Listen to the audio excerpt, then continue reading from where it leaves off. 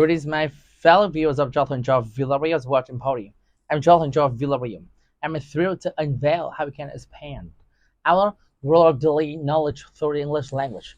Our videos cover a diverse array of topics ranging from literature, philosophy, history to astronomy, biology, and beyond, providing a well-rounded learning experience and enriching learning experience. Whether you're a newcomer or an experienced learner, our meticulously curated videos are crafted to enthrall and enlighten, empowering you to enhance your language proficiency. The Nguyen dynasty, consisting of 13 rulers, has played a significant role in shaping the history of Vietnam. From their resistance against French colonization to their efforts in promoting cultural and architectural traditions, the Nguyen emperors have left a remarkable heritage that is deeply ingrained in the memory of the Vietnamese. Despite facing various challenges, including forced abdications and contrasting lifestyles, the Nguyen rulers have made a lasting impact on Vietnam's history through their resilience and enduring legacy. In this episode, we will delve into the accomplishments and challenges faced by the Nguyen dynasty, exploring their profound impact on Vietnam's historical narrative.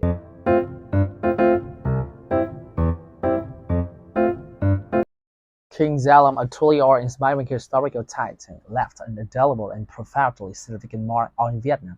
Originally known as Nguyen Phuc Anh, he skillfully survived the tumultuous Tatian rebellion and triumphed over the Tatian dynasty in 1802 with crucial French assistance. His visionary reign expertly and diligently unified Vietnam's vast territory, giving utmost priority to military prowess, diplomacy, education, and talent selection. Through astute division, he forced the efficient governance, effectively stabilizing the country and paving the path for progress. King Zalom's remarkable legacy stands a resounding testament to his visionary leadership, unwavering dedication, and profound commitment to his people. Throughout an arduous quarter century, he skillfully revitalized the dynasty fortunes, demonstrating exceptional strategic acumen. His visionary leadership solidified the unity of Vietnam's distinct as shaped land, firmly establishing unwavering sovereignty over the Hoang Sa and Tu Sa archipelagos under his illustrious reign. The name Vietnam emerged, propelling the nation to unparalleled military prominence in Indochina. King Zalom's enduring legacy continues to radiate brightly and intricately interwoven into the vibrant fabric of Vietnamese history.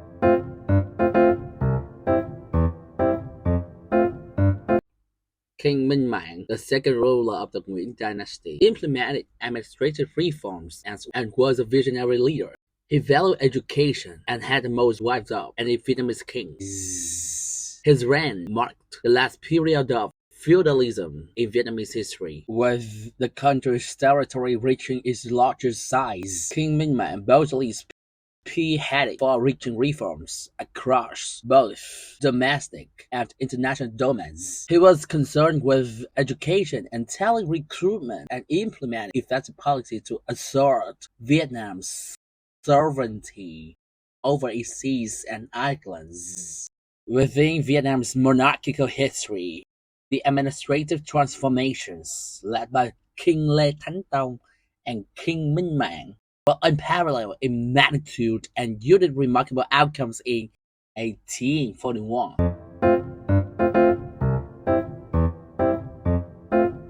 Thiệu Trị, the third emperor of the Nguyen dynasty, had a short reign of 7 years but left a lasting legacy. According to historical records, King Thiệu Trị was portrayed as pleasantly and diligently, but lacked the vigor and ambition of his father. The well-established system instituted since Minh Mang's era saw minimal alternation or improvement throughout his reign. He was a devoted Confucianist poet and champion of education and culture in Vietnam. Notably, he gained fame as a poet, particularly for his kanji poems. His untimely death without a solution ultimately led to the French invasion of Vietnam 10 years later.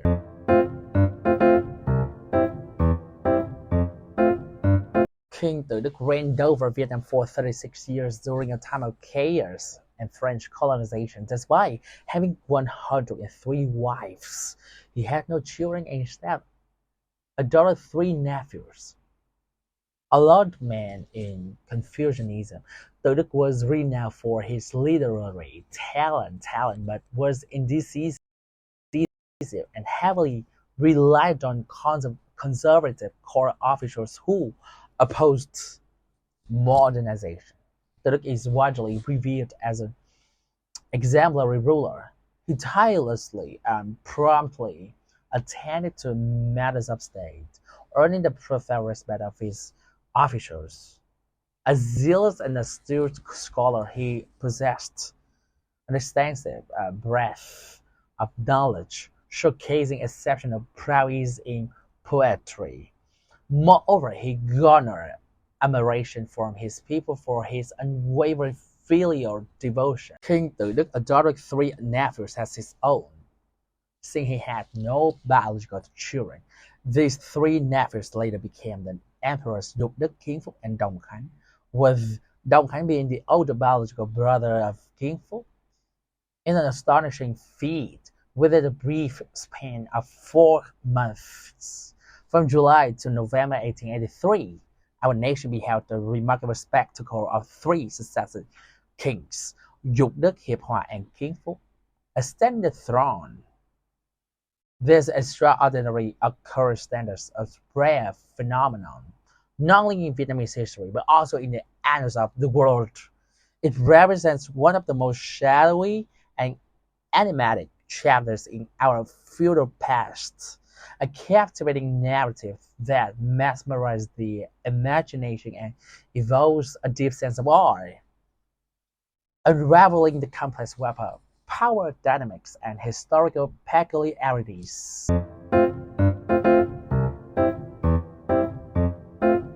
King Dục Đức, the Nguyễn dynasty's shortest reigning emperor, was overthrown and imprisoned by two powerful officials after just 3 days on the throne. His tragic fate makes him stand out among the dynasty's 13 emperors. Nguyễn Văn Tường offered a petition to the Empress Dowager Từ Dũ to depose Dục Đức for 4 crimes, wishing to modify the royal decrees of his father, wearing colored clothing during mourning, arbitrarily bringing the priest into the imperial palace, engaging in the intimate relations with many concubines of his father. Dục Đức reign lasted a mere 3 days before he was mercilessly imprisoned in the dark dungeon, enduring a wretched life of captivity and starvation. Following his demise, his lifeless body was meagerly wrapped in a tattered blanket for burial. He left behind a large family, including 8 wives, 11 sons, and 8 daughters. His son, Emperor Thành Thái, and grandson, Emperor Duy Tân, both also faced difficult reigns.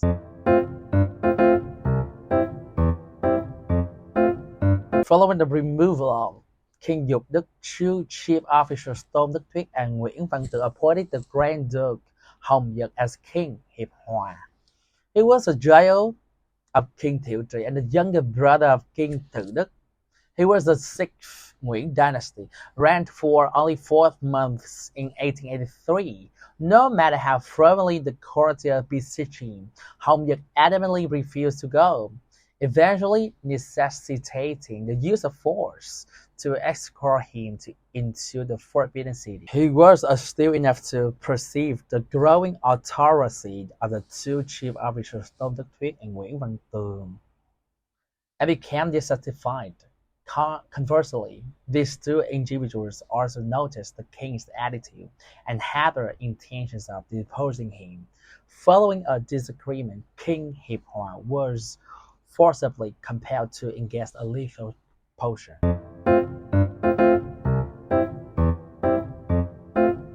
After the depositions of King Dục Đức and Hiệp Hòa from the throne, King Kiến Phúc, the seventh ruler of the Nguyễn dynasty, reigned for only 8 months, until the premature death at 15.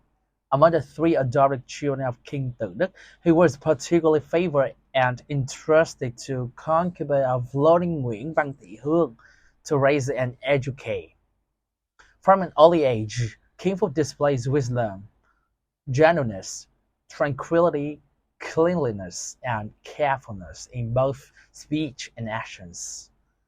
On ordinary days, he favored books and poetry. He respected his duties as a filial son during meals and formal visits. Despite his short tenure, King Phúc made some significant strides during his rule. One of his notable achievements was modernizing the country's manufacturing capabilities by producing American and German-style guns and experimenting with Western fabrics. He entrusted the project to skilled workers and rewarded them with promotions and gifts. During that time, within the palace and among the people, a persistent rumor has been passed down to this day.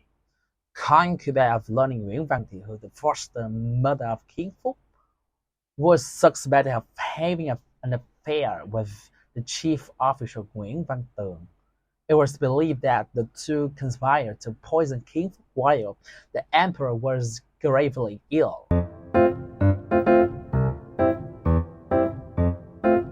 Hàm Nghi, the eighth emperor of the Nguyễn dynasty, was a patriotic leader with a strong sense of nationalism. As his younger brother of King Kiến Phúc, he was placed on the throne at the age of 13 by the two influential officers Nguyễn Văn Tường and Tôn Thất Thuyết. King Hàm Nghi was conscious of his country's loss of sovereignty under French colonial rule. Growing up amidst a chaotic nation, the royal court in Huế was divided into factions: the war faction and the peace faction. A strong resistance movement emerged, opposing the oppressive actions of the Huế court and the encroachment by the French colonialists, with some officers from the war faction participating. During his time in seclusion, despite constant pleas from the three empresses and even King Đồng Khánh urging him to return to the capital, he steadfastly refused. After actively participating in the influential Càn Vương movement, the French colonialists were completely bewildered by its formidable and swift expansion. Eventually, following a successful rebellion against the French in 1885, he was forced into exile in Algeria. However, his unwavering dedication was abruptly halted when he was captured and tragically passed away in Algeria 3 years later. King Đồng Khánh, the ninth emperor of the Nguyễn dynasty, Kings Kiến Phúc and Đồng Khánh were adopted by King Tự Đức, with Kiến Phúc raised by concubine of Lording Nguyễn Văn Thị Hương and Đồng Khánh by concubine of Virgil Nguyễn Thị Cẩm. On the other hand, Kings Kiến Phúc, Hàm Nghi, and Đồng Khánh were blood brothers, sons of Nguyễn Phúc Hồng Cai, the younger brother of King Tự Đức and the nephew of King Thiệu Trị. And as the saying goes that a family with three kings, one alive, one lost, and one fleeing far. This fourth verse emerged when King Đồng Khánh ascended the throne. King Kiến Phúc had passed away. King Hàm Nghi was fleeing to the mountains with the Càn Vương movements. His flexible and compromising approach stirred controversy among historians, who often portray him as a pro-French reactionary, prioritizing self-interest over national sovereignty. King Đồng Khánh reclaimed stolen treasures, including gold, silver, seals, and precious objects from the French, preserving Vietnam historical artifacts. King Duncan revived the economy through industry recovery, price controls, currencies insurance, local assistance, tax exemptions, debt forgiveness, scholarly exams, cultural restoration, and strict enforcement within the royal court. King was a gentle person who didn't oppose the French, and at the age of 24, he ruled for 3 years while Hàm Nghi was devoted to the war faction of the Cần Vương movement. Duncan allied with the peace faction, despite having over 100 concubines. King Duncan's reign lasted only 3 years before his untimely death. He had 6 sons, with the crown prince Bửu Đảo being the only one to reach adulthood and eventually become King Khải Định, the father of King Bảo Đại.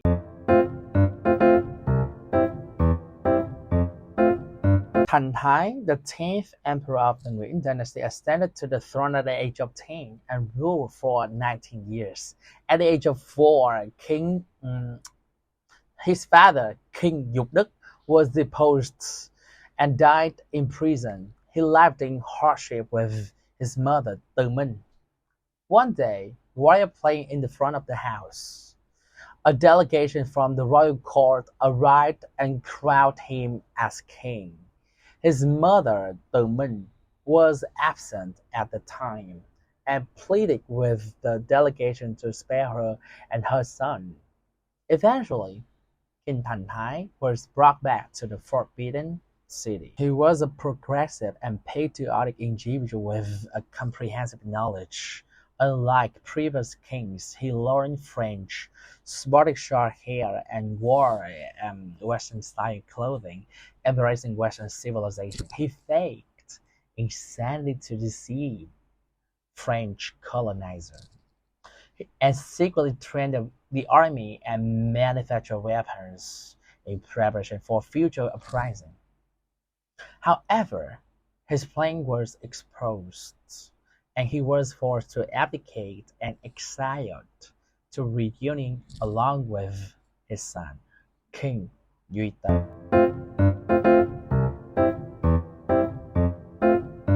King Thành Thái had many sons, but the French wanted to choose a young prince, Duy Tân, instead of an older one to be the king.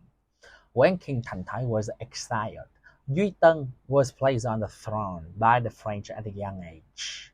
King Duy Tân, Vietnam's youngest monarch, became king at the age of 7 and demonstrated exceptional intelligence and leadership qualities. Despite his youth, he was a strong opponent of French colonialism and secretly plotted to rebel against them. He was exiled to the Indian Ocean, where he continued his education in various fields including French philosophy, politics, law, and music. He was also a member of the Freemasonry. During World War II, he joined the Allies against Nazi Germany but died in the Jeju plane crash at the age of 45 in the Central African Republic. Kings Hàm Nghi, Thành Thái, and Duy Tân, 3 patriotic kings in Vietnam history during French colonial rule, were exiled abroad.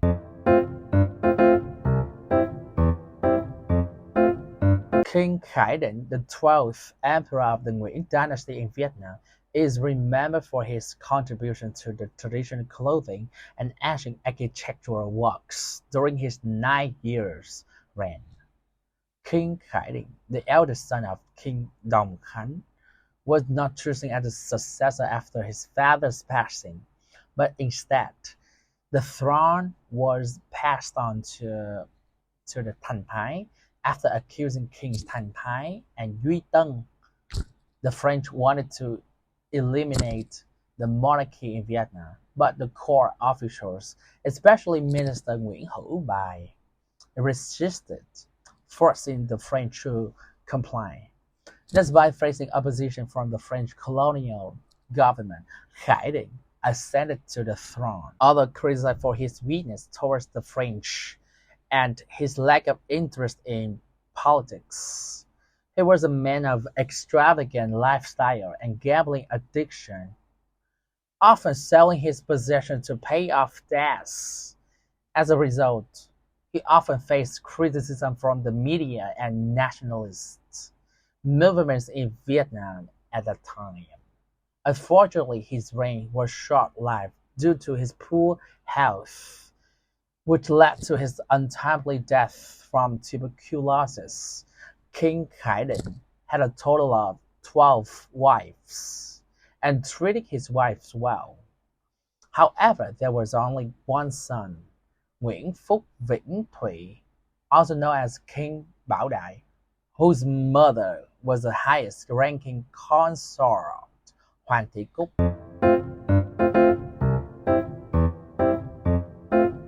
Bảo Đại, the final monarch of Vietnam's Nguyen dynasty in 1945, he declared independence and became the first emperor of the Empire of Vietnam. Prior to the August Revolution of 1945, Bảo Đại resigned and ended the Nguyen dynasty. He served as an advisor to revolutionary government of the Democratic Republic of Vietnam, led by President Ho Chi Minh. He served as an advisor to the Ho Chi Minh government, but later fled to Hong Kong. And after many years later, Bảo Đại became the chief of state of the French supporting Vietnamese government. He collaborated with Franks and was accused of treason by the Viet Minh. After the Geneva Accords in 1954, he was replaced by Ngô Đình Diệm and lived the remainder of his life exiling Franks until his death. He received Western education exuding elegance and charm, boldly discarded certain customs of previous monarchs. He abolished the 4 dependent clauses imposed since the time of Emperor Gia Long, appointing Empress Nguyễn Hữu Thị Lan as Queen Nam Phu, and implemented numerous reforms in the court and administration. Bảo Đại had 8 wives and 12 children, including five princes and 7 princesses. In his famous abdication declaration, he stated, "I desire to be a civilian of a free nation rather than a king of an enslaved nation." In summary, the 13 rulers of the Nguyen dynasty have left an enduring legacy in Vietnam history. They faced challenges such as resistance, French colonizations, and preserving cultural traditions. Some experienced poverty after abdicating, while others lived lavish lives. Through their resilience, they made a profound impact and became an integral part of Vietnam's history to relinquish. I appreciate you tuning to this episode. Your questions, comments, and feedback are highly valued. So please don't hesitate to share them in the comment section below. Don't forget to give us a thumbs up, a subscribe to our channel if you haven't already, so you won't miss any of our captivating and thought-provoking episodes. By enabling notifications, you'll stay updated with our latest content. Feel free to share our channel with your friends and family who may find our informative videos beneficial. We are committed to providing you with high-quality, meticulously researched and engaging content that will enhance your English language skills and broaden your knowledge. I'm eagerly looking forward to sharing more enlightening and inspiring content with you in the near future.